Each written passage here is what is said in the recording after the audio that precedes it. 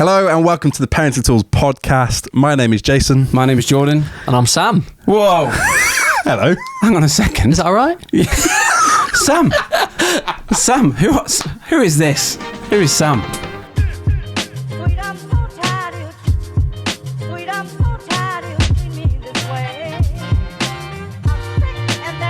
Come on, Sam, tell us who you are. My name's Sam Johnson. I am best mates with Jason, the man to your left. And I think that's all I need to say. I'm currently living in Wales. I'm a dad of 2 kids, 1 girl, 1 boy, husband, work for Cardiff Food Bank, and just coming to the end of my work in the local church as well. And some people might recognise your voice from this podcast. Absolutely. First guest ever. Yeah, and you know what they say, and no one said this, so I'm going to say it first, but you know what they say, you're only as good as your first guest. So frankly, always remember your first guest. Yeah, okay. Yeah. So I think really all the success that you boys have had has really essentially been down to me. So thanks for nothing. Yeah. So I thought we'd come back to just reap rewards, really. So we'll pick up on it in a little bit, but first time you were on, you had 1 baby. Mm-hmm. Now you've got 2. Indeed. You still surviving? Yeah, just about. Yeah, we've had a difficult little run from Christmas to March, maybe March, April. But things have definitely got better. So if anyone out there is struggling in that season, it gets better. It's only a season; it will change. So yeah, we're getting there. We'll pick up on that in a bit. But you're staying at Jason's house tonight. Normally we do a little bit of preamble and then get into the guest. But we thought, why not? Everyone always talks about, when you're holding up a baby, how funny it would be if sick were to drop into someone's mouth. Yeah. Has that ever happened to you? No. Sam, ever happened to you? Yeah. Oh, it has? Yeah. I like the Lion King image. That's actually my number 1 distraction technique. Baby crying, wisdom in the air. Ah, fair and play. Almost always it's after they've just eaten and I get "You've just eaten, put him down." But it's always the first thing. And sick or spit, I get a lot of spit in my mouth. Do you know what's mad? As I'm saying it, I know it's happening. Oh my gosh, what on earth? So my brother's he's got a 7-month-old daughter, and he was holding her up in the air, and I was just about to say, it'd be funny, if she was just sick and it just landed in his mouth. I looked away, and then all I heard was everyone going, bullseye. Straight in the mouth, and I just thought it was really funny. Is she on solids yet, or is she still milk? She's just starting solids. Oh, no. And could you tell? Was it a sick where you could tell what it was? You could see a little bit of soggy bread, but it's like when they start solids, like the poo actually becomes human poo. Yeah, it's not just baby poo anymore. Same with the sick. Imagine if it's the same with the sick. But just highlight of my holiday. Good one then. Would have been the highlight of mine as well, I think. So how did it go? So people that follow us on Instagram would have seen you tied the roof box to your car with cable ties. Yeah, I need to clarify. No. Yeah. So I need to clarify. My roof box has 4 brackets. I lost 2 of them. So it was half metal brackets, half heavy duty cable ties. 50%. Yeah. It's quite a high percentage. Worked a dream. It's actually still on there now. I'm struggling to get it off. This episode is brought to you by the Highways Agency. Oh my God. But so we went with all my side of the family. So I've got brother and sister who are both married, both got kids. So there were a lot of kids involved, and it was just carnage. Like, when you come off holiday and you need another holiday. Yeah. I could do with just a week in a dark room by myself. Or go back to work. That'll do. Say that. Lovely.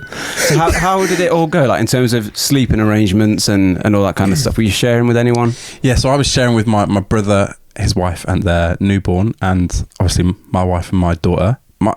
Noah didn't sleep very well at all.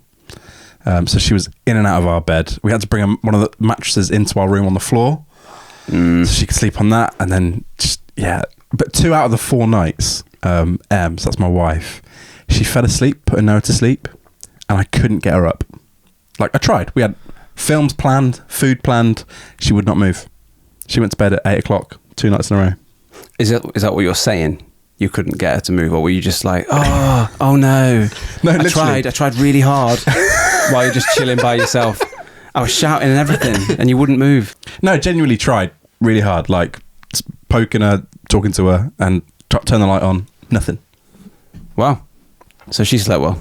She had a great holiday. Well, I'll tell you what else has happened this weekend.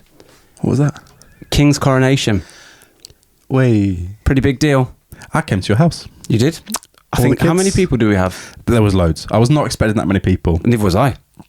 I was shattered after that. My wife did the classic thing, and Sam, tell me if you relate to this. She said, "Oh, King's coronation. Should we have a party?" I said, "No." I said, "The whole country's going to be inside watching it. Let's go out. Think of what you can do. Everyone's going to be quiet. Yeah. No cues for anything." She said, "Oh, should we have a party?" I said, "No." She said, "Oh, I've invited people around." A little retrospective ask. Yeah, what do you say? You can ask for... Better to ask for forgiveness than permission, isn't it? To be fair, Jord, I turned up and you didn't know what day it was. Yeah, I didn't know what time. People were texting me saying, "What time were you at yours?" I didn't have a clue. Yeah. I didn't know. It was brilliant. But what was funny though is it rained, so everyone was inside, which was, brilliant, added to the carnage. But I had a leaky roof, so people kept coming to the buffet and were just getting rained on in my house. I'm just going to ask the question, Jordan. Could you remove the table? Who puts the buffet table under a known leak? Do you know what, I actually don't think. I think if we move the table, you just get leaked on further up by the drinks instead. I'm just thinking maybe there's steps before setting a buffet table up before. It was sunny when we set it up. To be fair. Fine. I did say to my wife, if it rains, we're screwed because of the leak. But there's nowhere else. You pre-warned her. I did. You pre-warned her. That's all you can do. Yeah.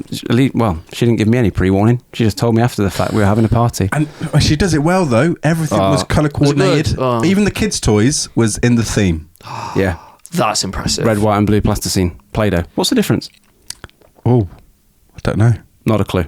What? Plasticine or Play-Doh? Yeah. What's the difference? No, it's naming it. Would you think it's a brand? For One's a a brand moment- and one's the... For a minute, I thought you were going to come out with a hard line. absolute bang line.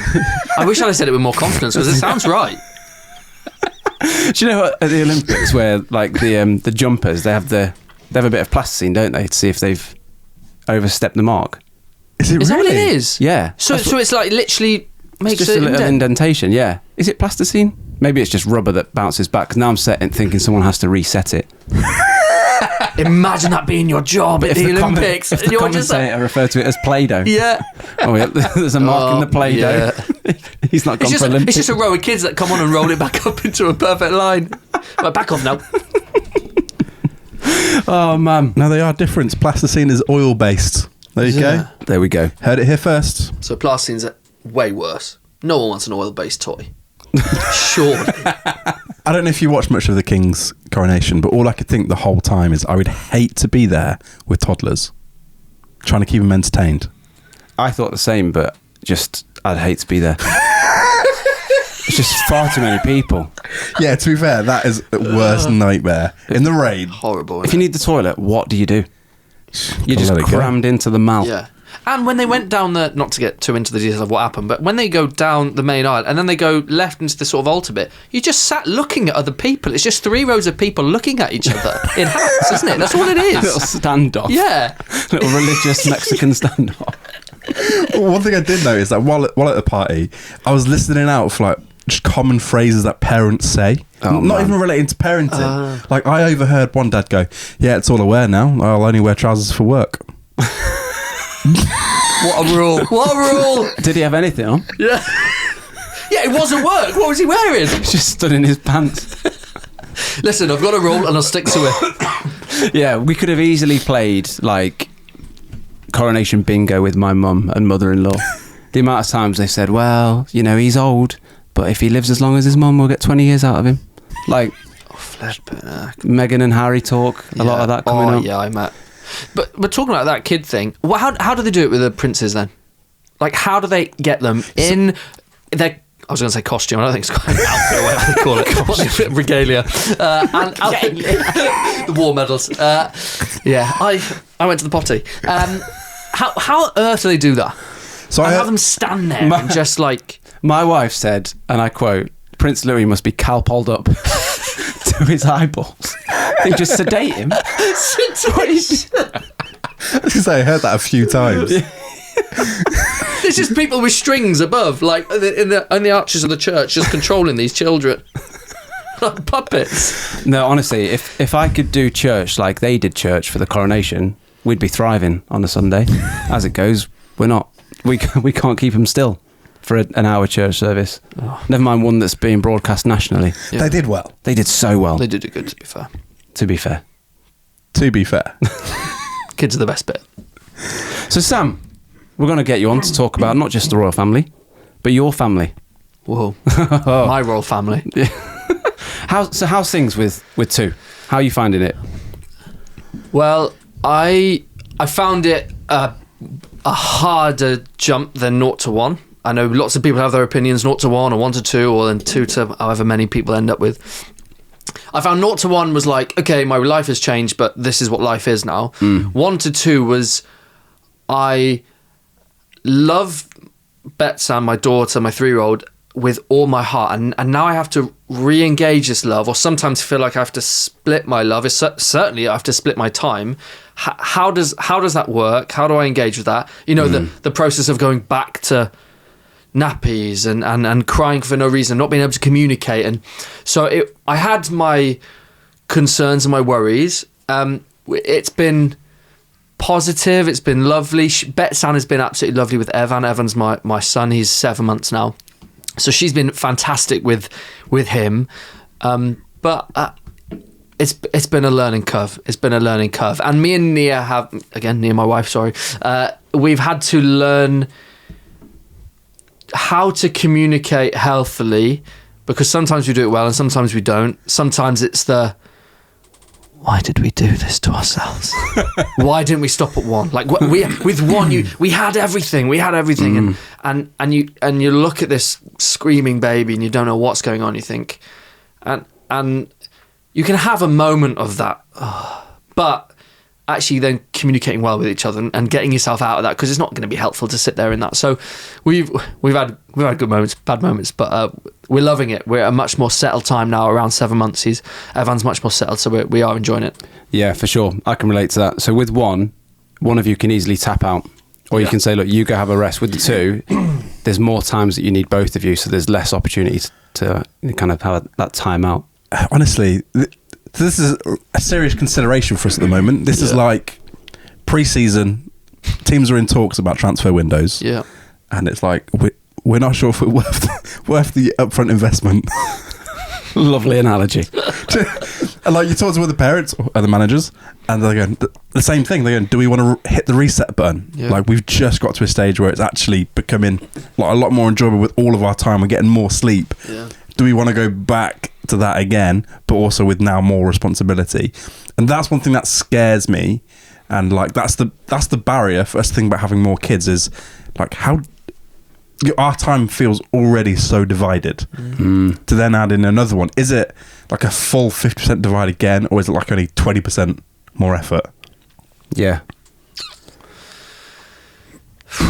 Yeah, I mean, at different times it's going to feel like different things, isn't it? You know, sometimes things go great. He goes down in 5 minutes for his bedtime, so I get to go and do, help with Betsan's bedtime, and you feel like, oh, that's great. I barely took any time away. I'll tell you one story. Nia had gone out for the first time to go to the gym. She was like, I want to have my first evening out really and leave you with them. And I was like, go for it. I'm going to do this. It's going to be fine. Don't check your phone. It's all good. So he's been happy and smiling, and I literally walk across the boundary of his bedroom and he erupts. He just erupts into screaming. I fed him, I've burped him, I've done everything I know what to do. Done the checks. Yeah, so do you know what I mean? Tire pressure, everything. Yeah. And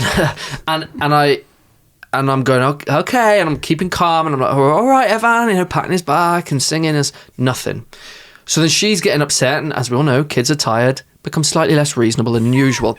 And so I then do bedtime with her holding just him screaming. I've just succumbed to the fact he's going to scream. So I need to put her down. So I'm now holding a screaming baby, trying to put her down.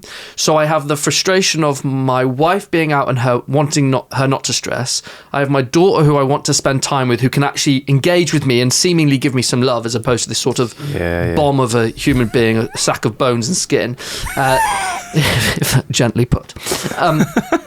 And so I have to shorten her bedtime. No, I can't do a book, Betsy. I've just got to get you into bed because he's screaming. You can hear Evan, and she's a bit upset. I go in, and I'm not crying, he's crying, I was close. And Nia comes home, she's like, what's going on? She runs upstairs. I hand him to her, and I swear to you, as skin touches skin, he silences for the first time in 30 minutes. And a deep anger in me that I haven't felt in a long time swells up at this thing, and I think, oh, and I walk out. I did well, I walked out, and then something in me changed, and I walked back in, and for the people watching on video on TikTok, I just went, screw you, to my 7-month-old. I just walked back in because I went, you need to know I'm not happy. And I've just walked in. She's put him to bed. I've opened the door, light came in. I've gone, screw you, and walked out. And I was like, what was that? You showed him. Yeah, too flipping right. 1-0 Sam, eh? And it was just that moment of going, wow, okay, sometimes it's just crap hits the fan. Sometimes it just feels rubbish. Sometimes you're going to feel like you're shortchanged one or shortchanged the other. But then there are beautiful moments on the outside of that, and I think it's never going to be 100%. And that's an incredibly long answer to a short question, but just to encourage people out there, it like not to beat yourself up about it, and to use each other's strengths. Like I felt like, I've ruined it now because, well, like allow yourself the space with you and your wife or you and your partner to do that and to share, to share those burdens, like you said, but you don't get to tap out as much for sure. Yeah. So flip side of that, what are some of like the highlights and the good things and the things that you just think, oh man, how incredible is this little family? There was this moment we were sitting and we were sitting on the bed, and we've got very strange. We've got into Elton John in a big way in our household. and Betsy, I'm not sure I'm super happy about it, but as our 3-year-old can go, Alexa, play Elton John. I'm not sure if that's what I want to be investing in it, but it's happened. He's doing well, isn't he, Elton John, for his age? Yeah. He's still standing. Yeah, just about. And not singing so well anymore. No. But Betsy, she was bouncing and everyone was sitting there, and he was like, he loves her. He just watches her and laughs. And Nia was there, and I had this moment. You know, you almost like you're outside your body, and you just go, "Oh, this is my family. Yeah. Like, I've created this. Me and my wife have done this, and this is our space, and they feel loved and they feel safe." And it was just like, oh, this is worth it. This is beautiful. And yeah, I mean, the way she looks at him and he looks at her, and I think when we discussed about when do you go from 1 to 2, it was like staying at 1 was for us. That was the decision. Was like, if we stay at 1, it's because we don't want any more. We don't want to go back. But to see her with him, that's it. It's like terrifyingly. It makes me go, ooh, could go for 3. And you think, nah. And then something happens. You go, no, 2's fine. I have those moments often when they're together. Like, you see them in the car, you see one of them reaching across and they're just holding hands in the back of the car. And I just think, oh, man, I could have another one. And I just like remind myself of like, I was driving once and a car came around the roundabout, not indicating. And I just thought, you can hit me.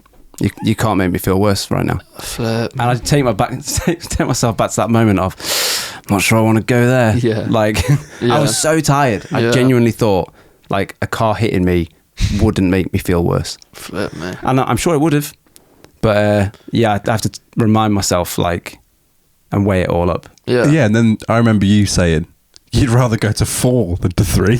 I called my wife's bluff, so she wants to go to 3. I'm like, if we go to 3, we'll go to 4, and she stopped asking so much now. So that's clever. Because I'm a twin, so my parents went from 2 to 4 in one sitting. See, that's the other thing. You're gambling. Yeah, you just don't know, and that's the thing, innit? But it's something to weigh up for certain. But I think there is incredible beauty in it, and just almost like beginning to picture the future of like he's just sitting there, he can't move now. What about when he starts crawling and he's copying her? What about when he starts running in the garden with her? What about those moments you like? Yeah, and that's the score.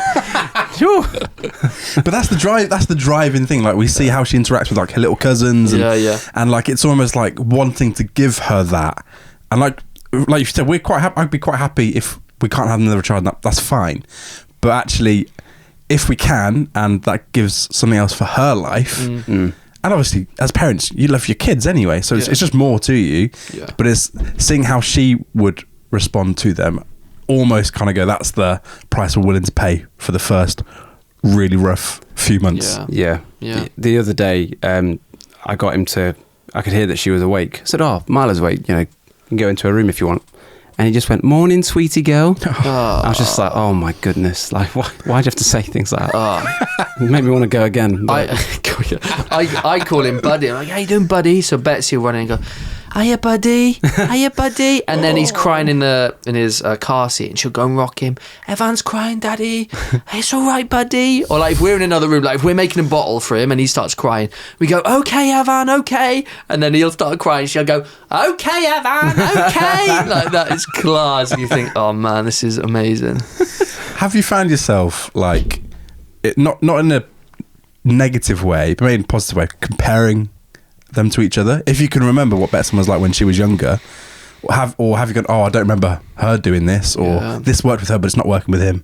Yeah, so certainly with, since Christmas, I said Christmas to April has been quite difficult with his digestion, and we've had loads of different milks, been to GPs, and we think he's got allergies, etc. So we've gone through all of that, and with her, with Betsan, we went 3 months old, we went into lockdown. So from 3 to 6 months, we didn't realise, but she wasn't getting enough feed from her latch, or she was starving and screaming, and we didn't know why.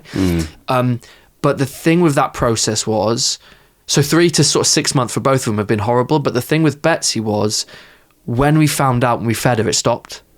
And with Evan, it took us a lot longer. And it was like, oh, when this happened, it stopped with Betsy, but it hasn't stopped. We're still fighting. We're still doing these things. And I think that was hard. I think you think, oh, if we find that trigger, we find that issue, great. It's all going to be wonderful. And it just didn't play out like that. And like I said, in the recent weeks, it has got better and it's been a lot more settled. But certainly about that, something we're picking up with Betsy as well and with him is she was just so aware. She was physically really capable. She was crawling early, walking early.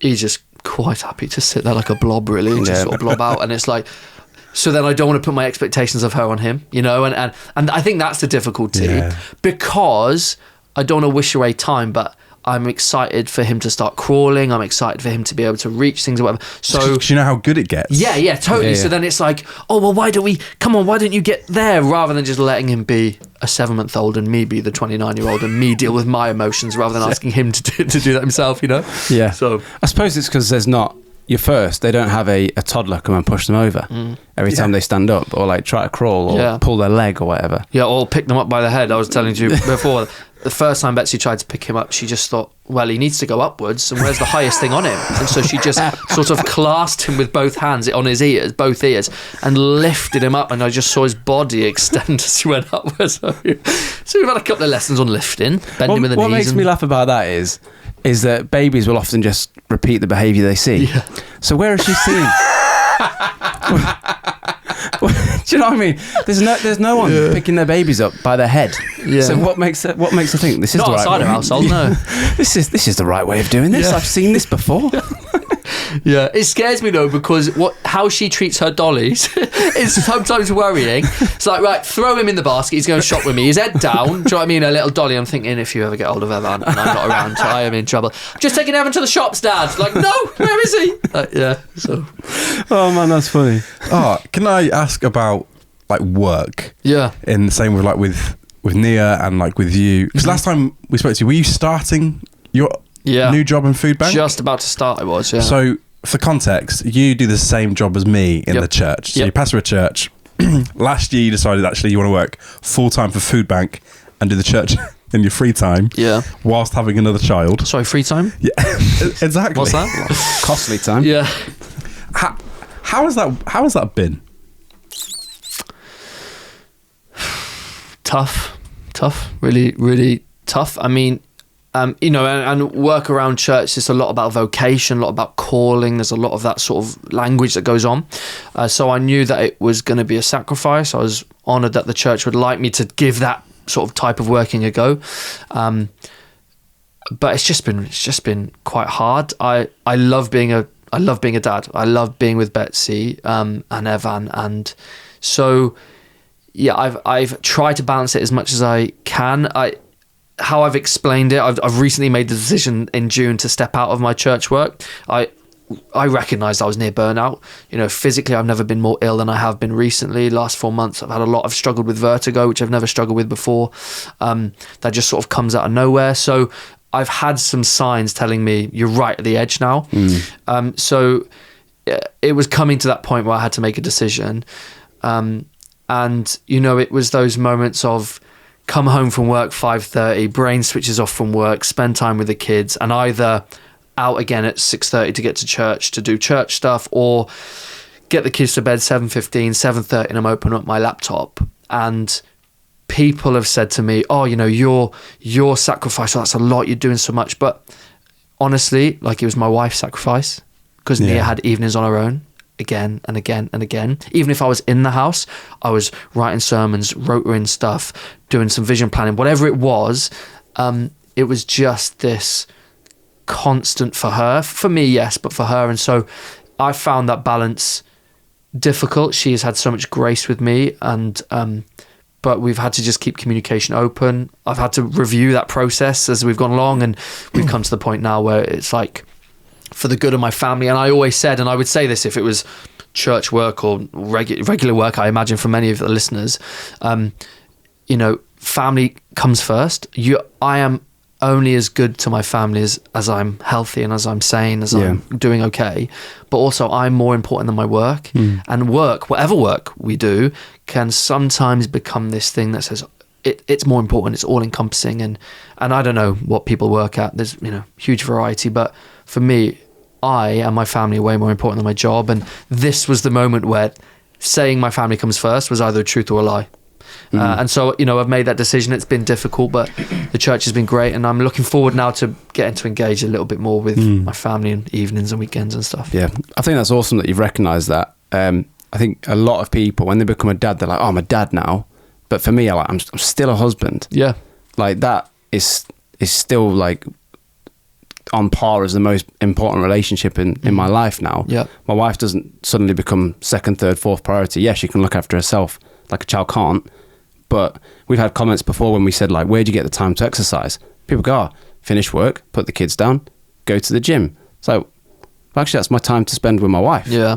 So, yeah, I think that's awesome that you recognise that as well. I'm not a psychologist or child psychologist by any sort of stretch, but I know that me and Nia have spoken about this process of actually the relationship with a child is designed to go from dependent to independent. But a marriage is meant to stay dependent. And so often we sacrifice the dependency of our marriages and actually retain some dependence with our children. And that's why so often, and I'm not there so I can't speak on it, but when we let our children go, and I've seen it from my parents' point of view, when they let them go to university or jobs or marriages, we haven't practiced the skill of saying, I want this person in front of me to be dependent of me.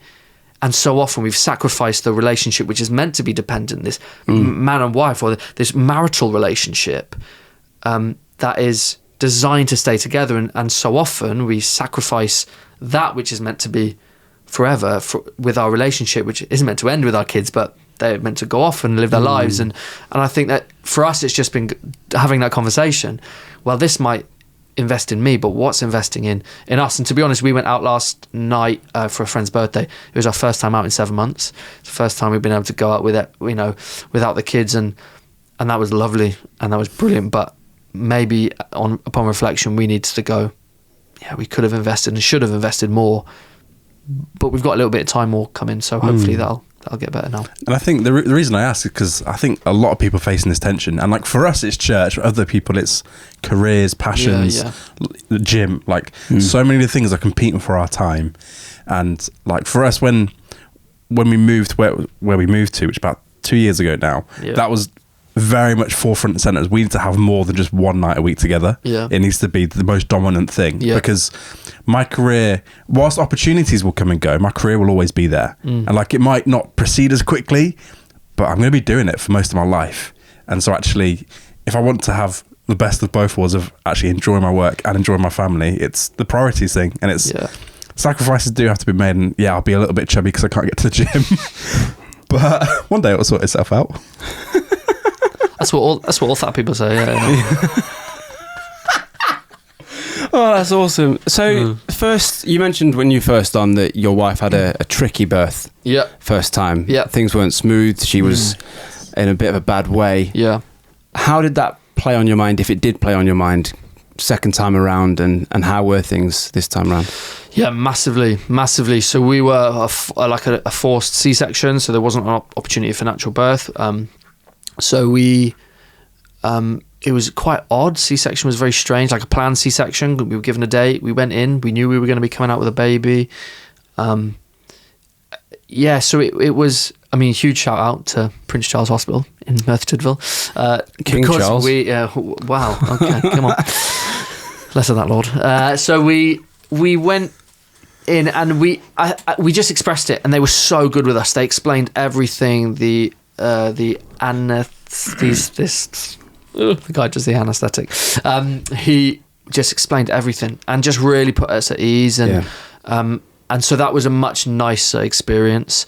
Recovery was still, recovery from a major surgery still quite big for my wife. So she's a hero. The stuff that she's put herself through is just amazing. But much better experience. Still difficult. But much better than the first time. Yeah.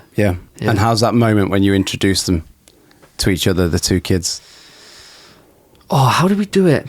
We waited. Betsy didn't come into the hospital because we were in the hospital for one day, I want to say, because we wanted to get home. So we stayed in one night, and then we sort of had her ready. So what we did is we made sure we read quite a lot about introducing them, and we made sure that Betsy was in the house first. So it wasn't like someone was in her space, but she welcomed Evan in.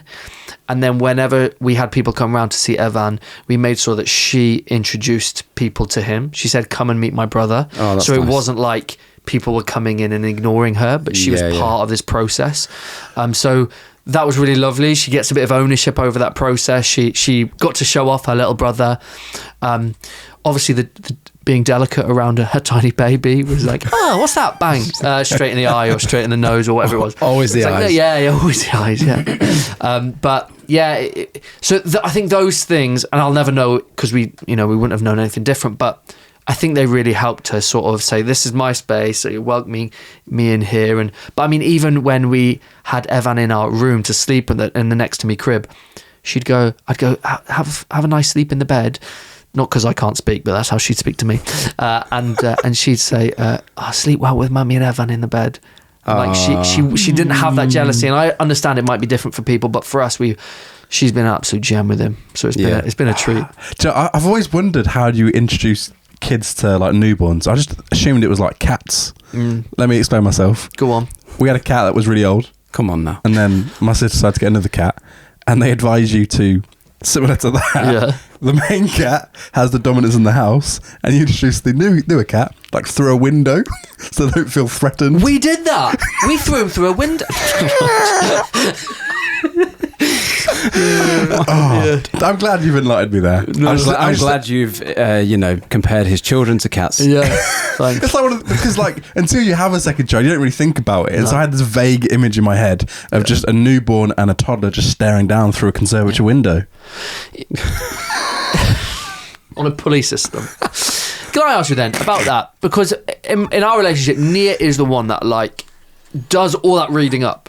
Like if I'd have had a second baby and Nia had to pop out to get her hair done or something in that process, I'd have just walked it in, put it down, and sort of said, "Here you are." Like, do you do a lot of the research around how to introduce babies, that weaning, all this other stuff? I don't know if it's my wife, wives in general, people in general, a certain type, personality type, but I'm just sort of I just sort of float through parenting going, "Oh, I hope this works." But she's actually put the legwork in and looked at the time scales and how much should they be eating, how much should they be sleeping, when do they cut their naps, when do they have the regressions, when do they...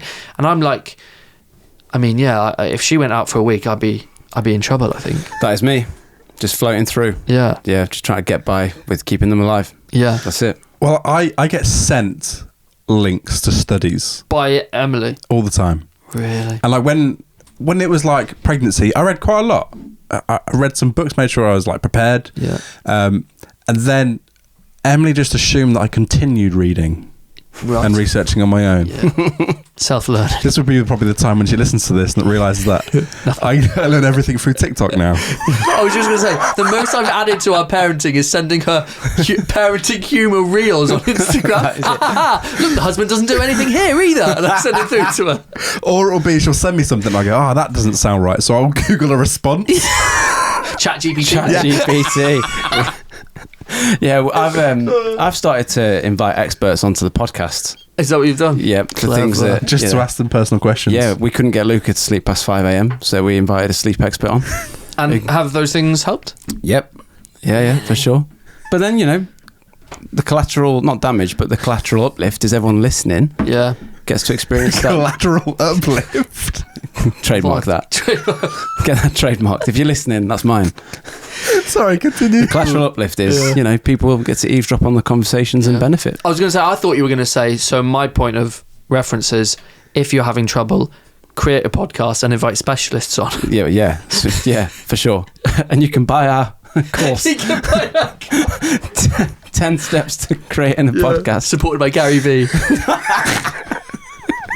Yeah, no, I wasn't that far thinking, but that's what I started to do.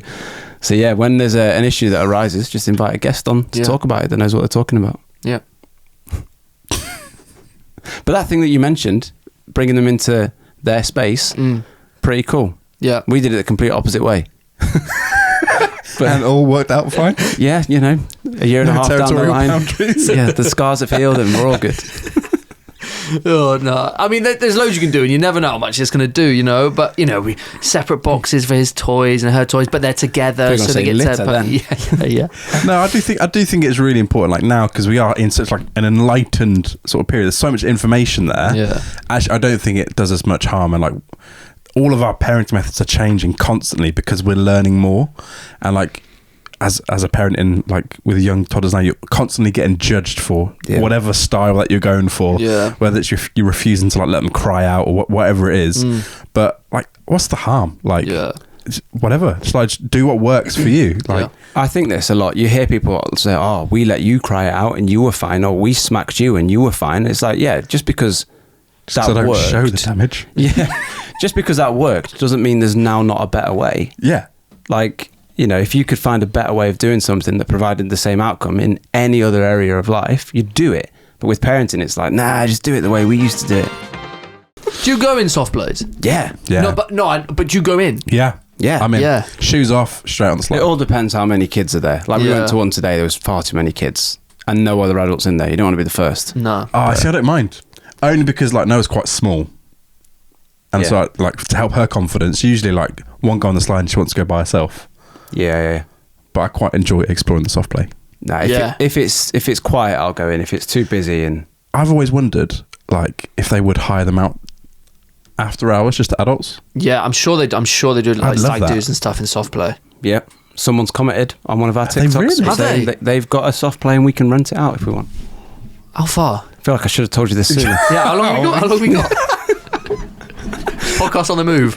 Sam, I've got a question for you. Go on. So you've got a 3-year-old daughter. Mm-hmm. Does she wear nappies at night time? No. Right. So last night was our first night nappy free. How old's yours? 3. I just. So he's 3. He's 4 in September. No, August. Okay. That's a good start. He's 4 in August. Autumn. Yeah, in the autumn time. And last night was the first night away from the nappies at night time. All right. Completely clear in the day. Yeah. You woke up dry. But I wondered, what were your tactics of getting her out at night time? Honestly, it's one of the hardest things we've had is getting her out of nappies. Like, she had this fear of pooing, basically, on a potty, on a toilet. She hated the sensation. So we had fight after fight after fight. Actually, I had fight after fight after fight. Nia was like, just let her do it in her own time. And I was like, she shouldn't be in nappies. And then Nia was right again, as usual. And we just sort of left it. We sort of gave her the space. We said, do you want to? No, it never happened. You know, we tried everything. We read all the things. Put a nappy over the toilet seat, sit her on it, see if that... No, nothing happened. And then she was at Nia's parents once and she went, where's the potty? She went over and she did a poo on the potty, just on her own. And I was like, oh, okay. And we did... I mean, we bribed. Toys, we'll buy you toys if you poo. We'll do this. nothing.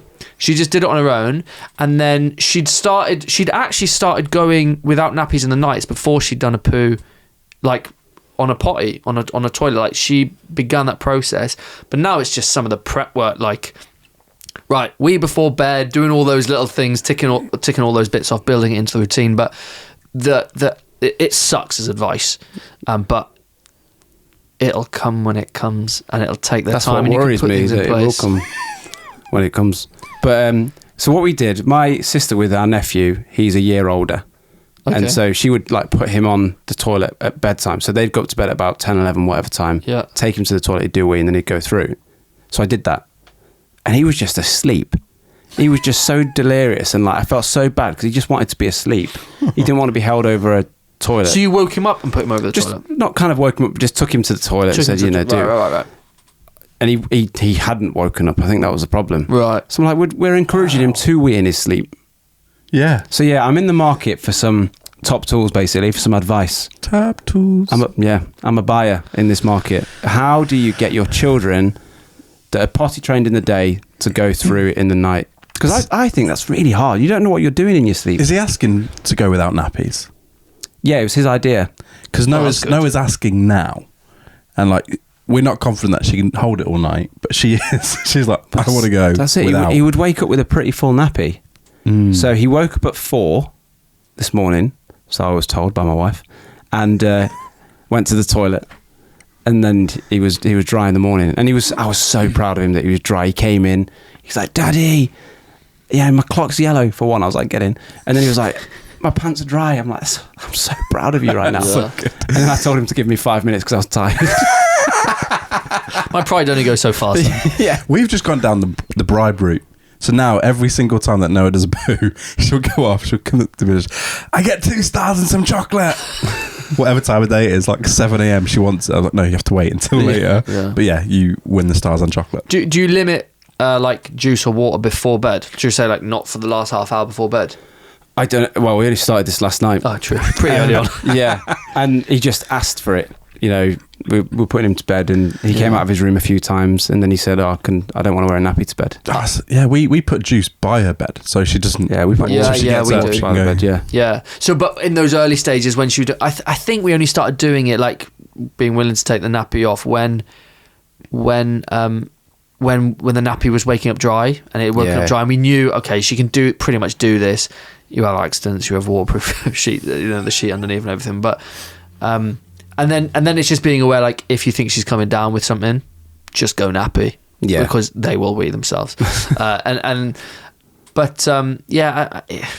he's doing it in the day, do you know what I mean? And he's in pants in the day, and like, then I think he has been for a long time. Yeah, over a year and a half, I'd say. Yeah.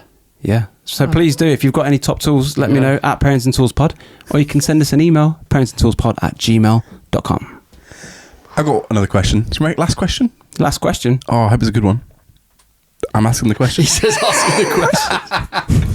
So you've now had a little girl and a little boy. Yeah. Has there been, apart from the obvious, like, differences? Like, have you been able to... Because every baby's different, but are you starting to notice, maybe there's some differences here? I don't know. It seems pretty young at the moment to see those differences, and even some of the things that you'd expect. I've sat with other people who have girls, and my girl's active and theirs is chilled, and so it's hard to tell the difference, really. It's all the stuff pre-birth that makes me laugh. Really? Yeah, when you so we didn't find out with our second what we were having, and it was like mad, by the way, in my opinion, mental. Don't understand it. It's the compromise we made. Oh, what were you? I didn't want to find out. Oh, it was you. Yeah. So my wife wanted to find out. I didn't. So first time, all new ground and stuff, and she's a planner, as we discovered from the party. So I said, we'll find out, but second time I'd like to not. So she agreed to that. Can you talk me through the mentality of that? Just what is it that makes you want it to be a surprise? That's a great question. I don't know. Just the torment that it causes. Yeah, just the finding out there and then. Yeah. But as it turned out, I've mentioned this before, it might have been with your episode actually, she wasn't breathing when she was born. So like the first thing wasn't like, oh yeah, what's the gender? It was just kind of like, let's go. yeah. So I did. She came out. We knew there was a few complications, doctors in the room and all that kind of stuff. Very different to first birth. And so I had a quick peek, and I said, "Oh, my wife is really worried." So we've got a baby girl. We knew her name, but it was just that kind of in my head that moment of, "Oh, it's a girl." Yeah. Was just like, please let's hear her breathe, and please let's hear her cry. So it was very different to the expectation. Yeah. But yeah, it's just that moment of finding out as they arrive. Fair play to you. I think I sound like your wife. I'm a planner. I like to know. I like to know, what yeah, I don't understand. You were saying there was differences pre-birth. Yeah. You've lost me there. It's more the stuff people come out with. So like my wife, if a bump carried in a different way. Yeah. It'd be like lower down. It's like if it's lower down or something. Or something like I think it's boy again because your great grandma, she had one of each, and she had an allergy to tomatoes and she loved tomatoes and she had a boy, and then like all this kind of stuff people come out with that's just completely irrelevant to you and your situation. And then she was born and she was a girl, so like, it's complete chance and it's 50-50. I was just going to say, at best it's a 50-50 yes. So the one that is mad is if it's got hair, give the woman heartburn. I know 3 lads in a garage talking about pregnancy, which we shouldn't really talk about, but I'm fairly certain that is if the baby has lots of hair, the woman during pregnancy gets heartburn more. Yeah, and there's other ones around, their ability to like kind of do exercise and stuff because there's more testosterone if there's a boy, like is it all that kind of nonsense that you hear, like she was out of breath the second time round, and your dad's auntie, she was out of breath and she had a girl, so you're having a girl and then they have a boy, and it's just like it's the all links the make nothing.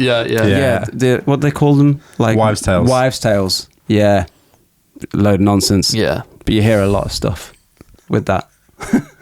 I would love to hear the listeners' weirdest wives' tales that they've heard. Yes. That's good. Please do send them in. I'm trying to think of some of mine. But yeah, you hear a lot of stuff. My hair got thicker, and they say that if your hair gets thicker, you're having a boy, or that if you're having a girl, she takes some of your beauty, so you get grey hair or whatever. And you just you hear some nonsense. Who do you hang around with? Mate, you hang around in covens, do you? Yeah, you know what it's like going to church. There's a lot of people from a lot of backgrounds. I should clarify. I have not heard any of these. No. That's because you don't like people. Yeah. Don't talk to anyone. It's not that people didn't tell you. It's just that you didn't listen. Yeah. Sam, this has been lots of fun. Thank you for coming back on. No, thank you very much. I thought I was your first, second guest, but I'm not. So, Dan Hudson, screw you. Oh, listen, if you No, mate, honestly, it's been an absolute pleasure, you guys. Coming on, I think it was your 3rd week on, and it was like we did it over Zoom, but to see what's going on and how well the content you put out is class, but also just you two are good guys, so I'm glad to see it doing so well. Thanks, well, man. if you want to be a 3rd guest, you know what you got to do. We'll leave it at 2 then, is it? What if you have twins? There's lots Do I of get things. a double slot? Yeah. Part 2. It's a 2-parter. Yeah. Lord of the Rings kind of. Yeah. Oh, great. No, too many endings. Flip it, Nick. Thank you so much for listening. If you like the podcast, if you listen regularly but you don't follow us on social media, please do. If you watch on YouTube but you've not subscribed yet, please do. And if you'd like to send us a letter, don't. We'll see you next week.